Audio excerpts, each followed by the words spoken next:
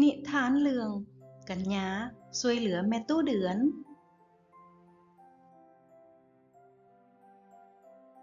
พอฮอดฤดูฝนก็ตกเกือบทุกมื้อ ทั้งดินแดงแถวเฮือนกัญญา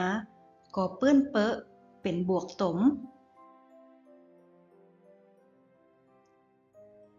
มื้อหนึ่งในระหว่างที่กัญญา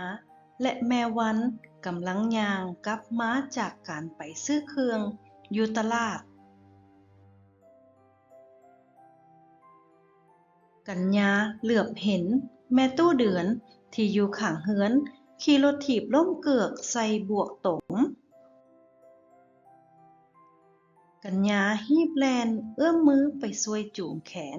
แม่ตู้เดือนไปนั่งแคมทาง เครื่องของต่างๆของแม่ตู้เดือนเอือบไปด้วยขี้ตมเปื้อนไปหมด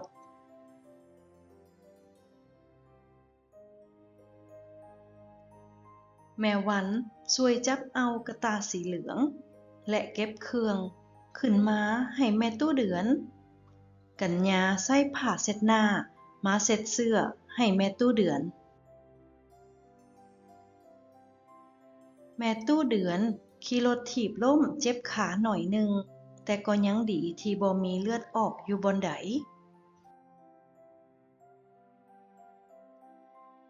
ถึงจะล้มแบบบ่มีเลือดออกแต่แม่ตู้เดือนก็รู้สึกเคืองอยู่ขา คาดว่าขาแม่ตู้เดือนอาจจะพลิก แม่ตู้เดือนลุกขึ้นมาแต่เคลื่อนไหวบ่ได้แม่วันเลยโทรหาเอื้อยเตือนลูกสาวของแม่ตู้เดือนให้มารับแม่ตู้เดือนไปห้องหมอท่านหมอบอกว่ากระดูกเข่าแม่ตู้เดือนถึกกระทบกระเทือนท่านหมอต้องใส่เฟือกและเตือนแม่ตู้เดือนบ่ให้เคลื่อนไหว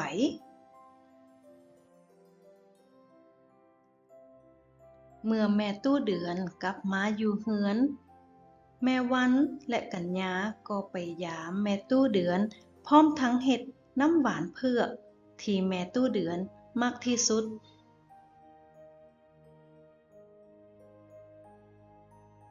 เมื่อเอาเฟือกออกแล้ว แม่ตู้เดือนก็เฮ็ดอาหารหลายเยืองเพื่อขอบใจ